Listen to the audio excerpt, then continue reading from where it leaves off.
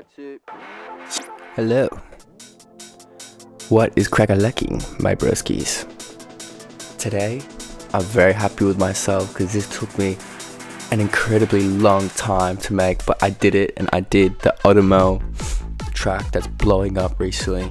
It's this one. You might have heard of it, Gucci.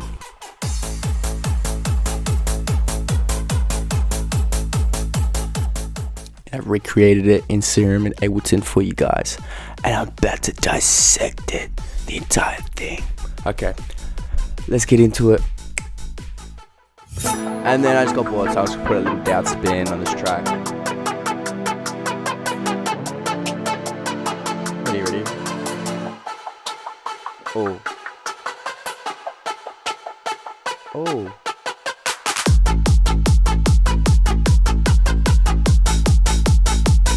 This synth was actually really hard to make, but I'm goated and I did it. So here's the MIDI for it. So I thought it was in A minor, but it's actually got a borrowed G sharp chord in that too.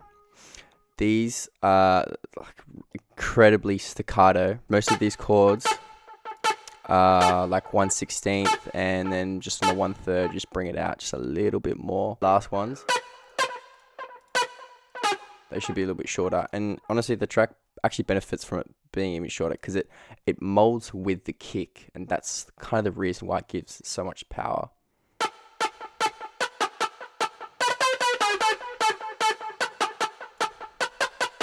Ready? With the kick.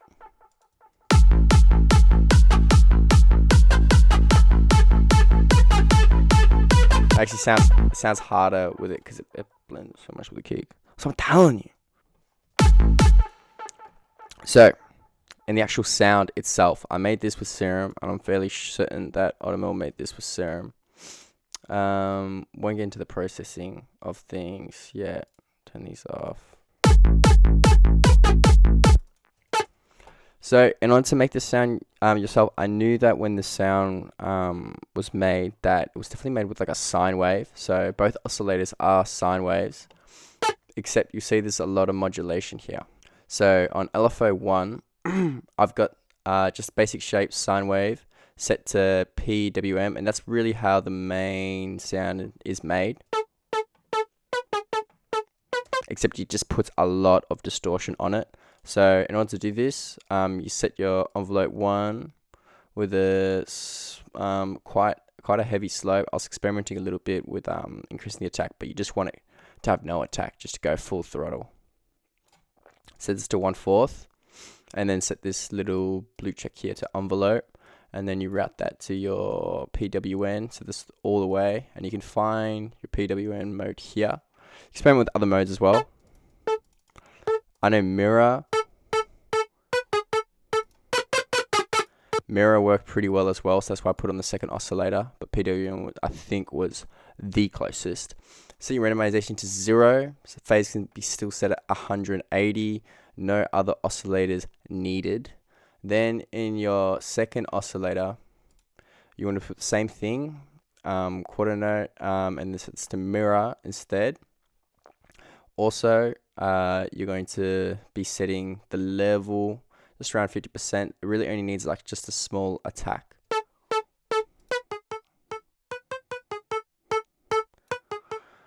Again, just experiment. And then what we're going to be doing is we're going to be turning this filter on. And he uses this weird flange filter. Oh my god, I don't think I've ever used this flange filter before. It's so weird. It's this one. Plus, or also FPH, I'm going to explain that. Minus, but it just gives it a real vocal kind of throaty feel. Like, you want it to go... wait, we always go...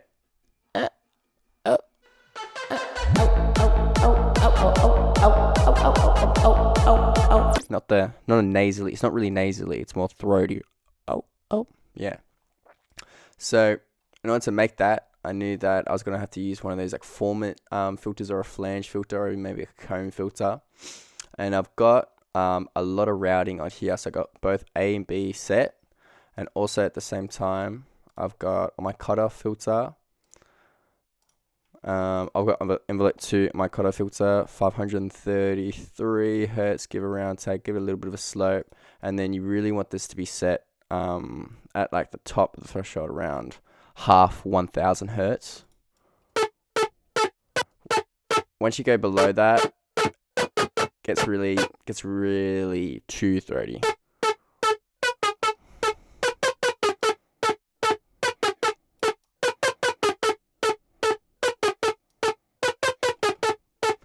Yeah, and then also in your drives, just crank this bad boy all the way up.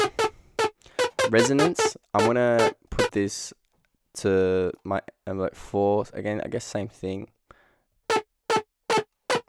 I just want it so that way when the actual initial transient and sustain kind of starts to take shape, that it's not so resonant and it's not like making your ears bleed. Also in this filter variation section, I'm going to put another envelope filter onto that, and it's the same as my mirror one. Again, this is really the same thing as what the resonant filter is just doing. I'm just trying to emulate in that. Then in the effects section, I got some hyper, nothing special. Hard clips kind of makes the sound. Although that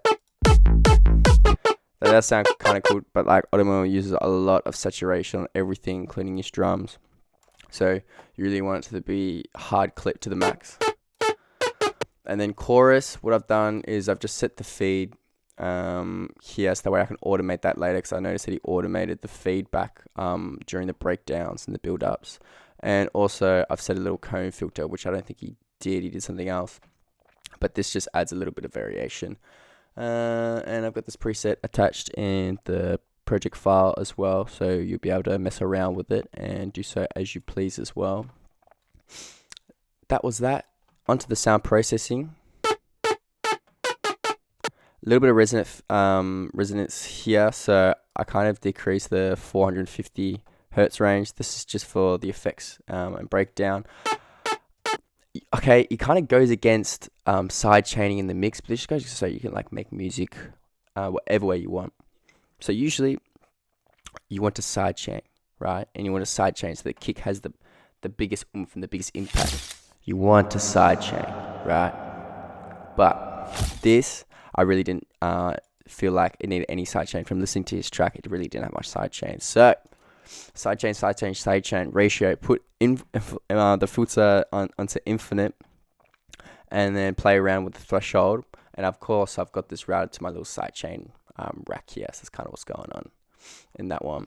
And then saturation, I've got just a couple dBs of saturation, and then I've actually got it filtered so that way before it hits,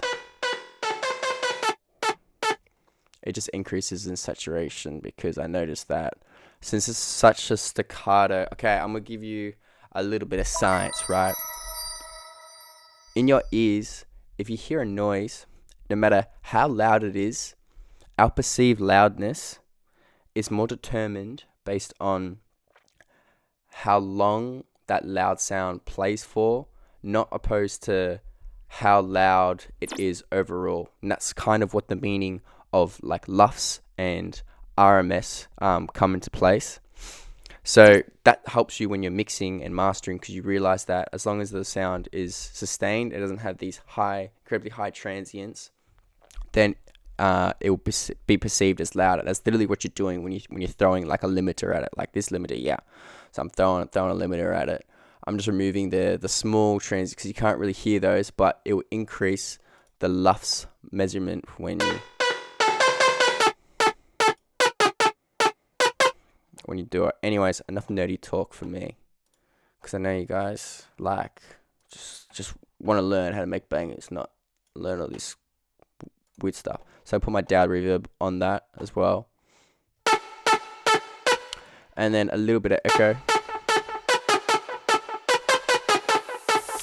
and there you have it. One of the most insane songs, and it really made me insane. And this is an insane tutorial. 2024 Braden Dowd insane tutorial. Give it a like if you think this is an absolutely banging tutorial.